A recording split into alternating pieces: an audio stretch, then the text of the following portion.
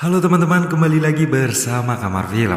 Kali ini saya akan kembali membahas sebuah film dengan judul Adrift, yang merupakan film aksi petualangan biografi yang diangkat dari kisah nyata berlatar waktu di tahun 1983. Rilis pada tahun 2018, film yang digarap oleh Baltasar Kormakur dengan durasi 96 menit dan dibintangi oleh Shailene Woodley dan Sam Corvin ini menceritakan tentang pasangan yang berlayar bersama kemudian diterjang badai dan terdampar di Samudra Pasifik. Mereka hanya memiliki perahu yang rusak dan sebuah radio. Namun tekad keduanya untuk menemukan jalan ke Hawaii berhasil menyelamatkan nyawa keduanya. Sebelum kita masuk ke dalam isi ceritanya, tak bosan-bosan saya mau kembali lagi mengingatkan kalau ini adalah konten full spoiler.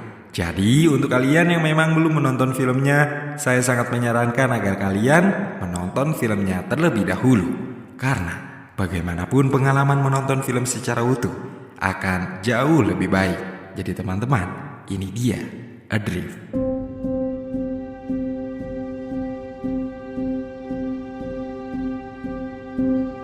Film dibuka dengan memperlihatkan perempuan bernama Tammy Oldham ketika ia tersadar di dalam kapal yang porak-poranda dan telah dipenuhi air. Tammy memanggil-manggil kekasihnya, Richard Sharp, dengan panik. Namun, karena tak ada jawaban dari Richard, ia berusaha keluar sendiri dari dek kapal.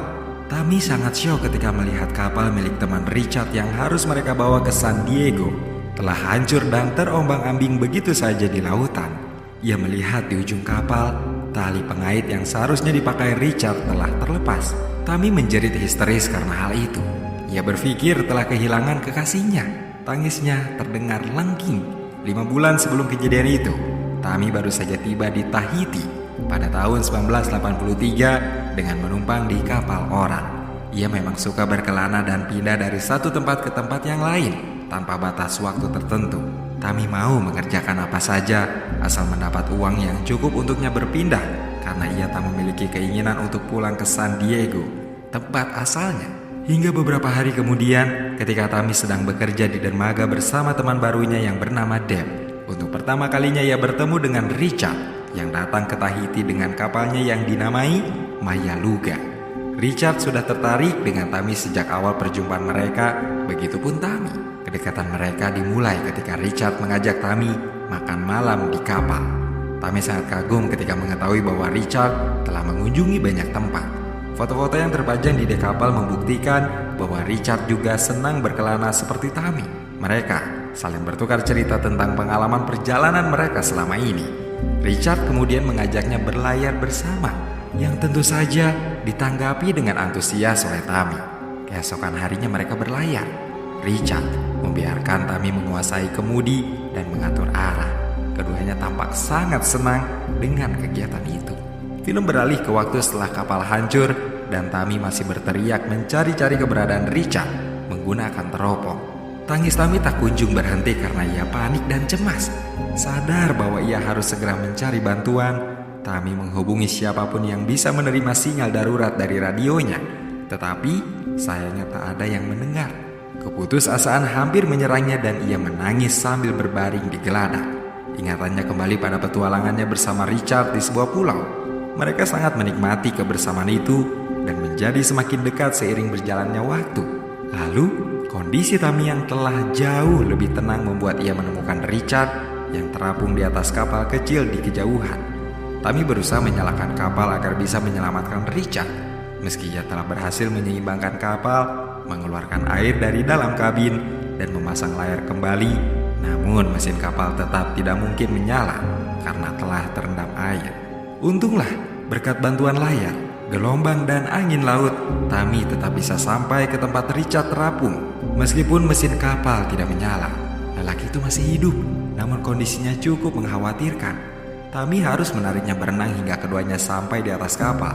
Kaki Richard remuk. Tammy berusaha menenangkan Richard, juga dirinya sendiri.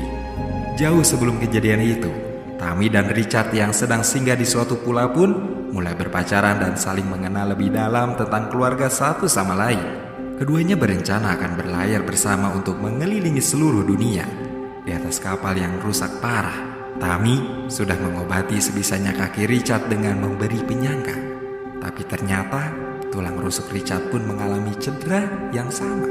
Ketika masih berada di pulau sebelumnya, mereka mengatur rencana perjalanan menuju Jepang.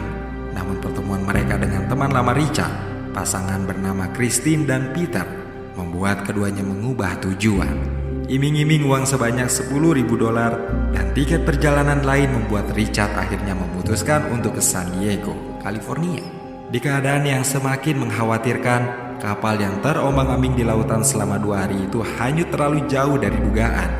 Tommy sudah pesimis dan berpikir mereka akan mati di atas kapal karena mereka keluar dari jalur pelayaran sekaligus penerbangan, sehingga tak akan ada satu orang pun yang tahu mereka ada di sana. Richard pun yang terluka sangat parah tidak mampu berbuat apa-apa selain meyakinkan Tommy bahwa mereka akan baik-baik saja.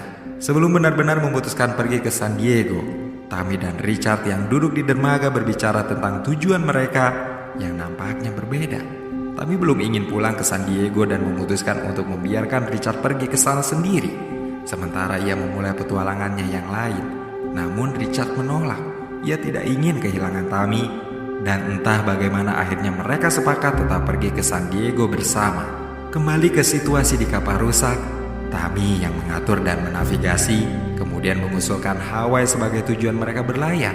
Alih-alih San Diego, meski awalnya Richard sedikit menentang, tetapi pada akhirnya ia tetap setuju pada ide Tommy dan membantunya mengarahkan kapal ke jalur yang seharusnya. Tommy kembali ingat bagaimana akhirnya ia membuat keputusan untuk pergi ke San Diego dan pulang bersama Richard untuk diperkenalkan pada keluarganya. Tommy sempat mengirim surat pada ibunya, mengabarkan bahwa ia akan segera pulang ke rumah sebelum Halloween tiba. Sayangnya kini perhitungan itu meleset. Tommy tak akan pulang sebelum Halloween. Ia dan Richard yang terjebak di atas Samudra Pasifik dengan kapal rusak dan persediaan makanan yang sedikit. Dan setelah Tommy bersusah payah mengumpulkannya dari kabin, harapan hidupnya sedikit muncul dengan semua persediaan itu. Sore harinya, Tommy dan Richard menikmati senja bersama.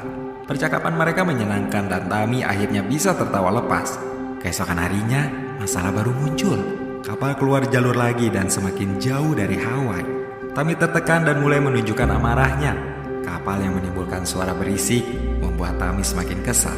Ia pun menyelam dan mencari tahu sumber suara yang mengganggunya itu. Di bawah kapal, ternyata ada layar yang tersangkut. Ia berusaha sekuat tenaga melepaskannya dari kapal. Waktu terus berlalu. Sudah 10 hari mereka terombang-ambing. Tommy mulai menghargai benda sekecil apapun yang ia temukan di kapal. Bahkan satu tup lembab pun dapat membuatnya bersyukur karena bisa menenangkan kulitnya yang terbakar sinar matahari terus-menerus. Di saat yang sama, Tommy pun sebenarnya semakin mengkhawatirkan keadaan Richard yang belum mendapatkan penanganan yang tepat untuk luka yang dideritanya akibat kecelakaan. Mereka sudah kehabisan persediaan air. Richard memaksa Tommy untuk menetapkan jatah makanan mereka agar bisa bertahan dalam waktu yang lama. Namun Tommy sangat yakin bahwa makanan itu tidak akan bertahan lebih dari seminggu. Richard memikirkan cara lain, yaitu menangkap ikan. Tommy yang merupakan seorang vegetarian menolak ide tersebut karena ia tidak ingin membunuh ikan. Richard terus mendesak hingga akhirnya Tommy mau melakukannya. Ia menyelam ke laut dan mulai menombak ikan-ikan yang dilihatnya. Ternyata tidak semudah yang dibayangkan. Tommy tidak berhasil mengenai satu ikan pun dan memilih untuk menyerah.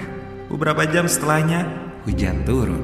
Tommy sangat bahagia karena akhirnya mereka akan memiliki persediaan air tambahan. 18 hari terlewati dengan keadaan yang memprihatinkan. Tommy yang terus membongkar isi kabin menemukan persediaan makanan yang tersembunyi. Ia sangat bahagia dengan penemuannya itu dan berpikir bahwa mereka bisa bertahan sedikit lebih lama di atas kapal.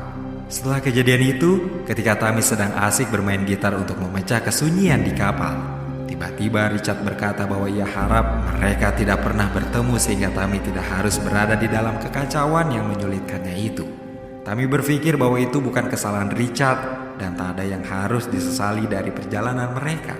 Tommy jadi mengingat malam di mana Richard melamarnya di tengah perjalanan mereka menuju San Diego sebelum bencana menimpa mereka. 29 hari tanpa pertolongan, tengah malam Tommy terbangun karena menyadari kedatangan kapal kargo. Tommy panik karena kapal besar itu hampir menabrak mereka. Tetapi kesempatan itu tidak ingin disia-siakannya. Ia menembakkan suar ke arah kapal, berharap ada yang melihat. Tetapi anehnya kapal itu terus melaju begitu saja. Beberapa detik kemudian, Tammy baru sadar kalau itu hanyalah halusinasi. Richard tidak berusaha menenangkannya. Ia hanya mengucapkan fakta tentang apa yang terjadi pada Tammy, yang karena dehidrasi jadi mulai berhalusinasi dan mengigau. Keesokan harinya, tepat sebulan sudah mereka berada di lautan. Kondisi Richard semakin memburuk dengan seluruh luka yang dialaminya. Tammy sudah tidak tahu lagi harus berbuat apa untuk menyelamatkan kekasihnya. Richard perlahan-lahan kehilangan kesadarannya dan Tammy merasa bahwa ia kehilangan harapan. Sebelum kecelakaan, seekor burung darat hinggap di kapal mereka karena tertiup angin yang sangat kencang. Tammy merasa khawatir dan membuat Richard harus mencari informasi cuaca di kabin. Dari radio kapal, terdengar berita tentang badai kategori 4 yang berada 1000 mil jauhnya dari lokasi mereka. Tammy berpikir bahwa mereka harus menghindari badai itu dan mengubah haluan. Berharap usaha mereka akan berhasil, Richard sudah hampir tidak bisa bangun dari tidurnya. Tammy menjaga agar kekasihnya tetap sadar dan bertahan sampai mereka tiba di Hawaii. Keadaan tidak menjadi lebih baik. Badai lain menanti mereka.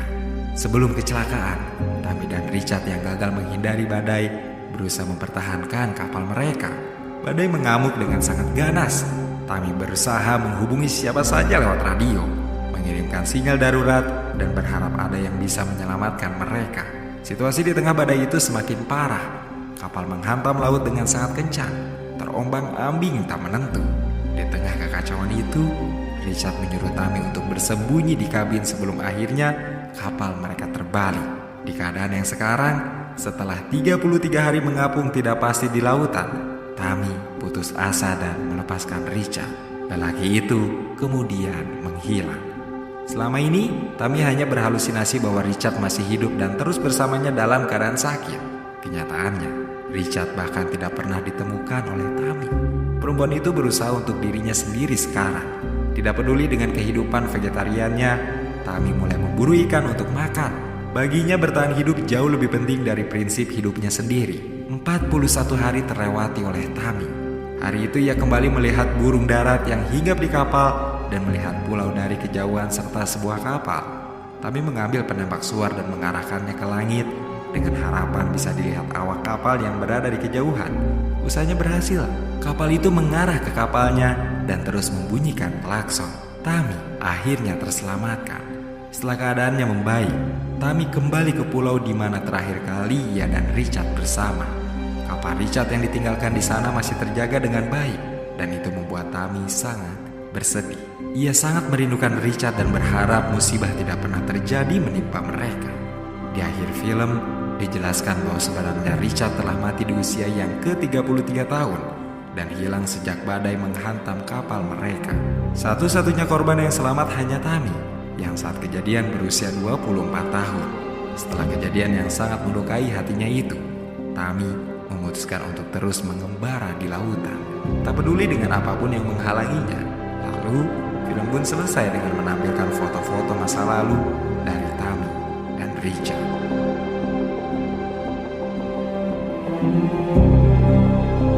Film drama biografi yang romantis dan mengesankan. Kisah sepasang kekasih yang jatuh hati lalu memiliki impian dan tekad yang sama dalam mengembara lautan serta berkelana keliling dunia. Klise memang, tapi Adrift dapat menyajikannya dengan sangat baik dan membuat penonton tersentuh. Tokoh Tammy barangkali menggambarkan keadaan kita semua, di mana setiap orang sebenarnya sangat membutuhkan support atau dukungan dari orang lain agar memiliki kemauan dan bisa bertahan hidup. Bagaimanapun situasinya, sebab yang dimiliki manusia sebenarnya hanyalah harapan. Segitu saja teman-teman pembahasan film kita kali ini. Terima kasih untuk kalian yang menonton konten ini sampai akhir dan juga terima kasih untuk kalian yang menanti-nanti konten dari Kamar Film. Sekali lagi terima kasih.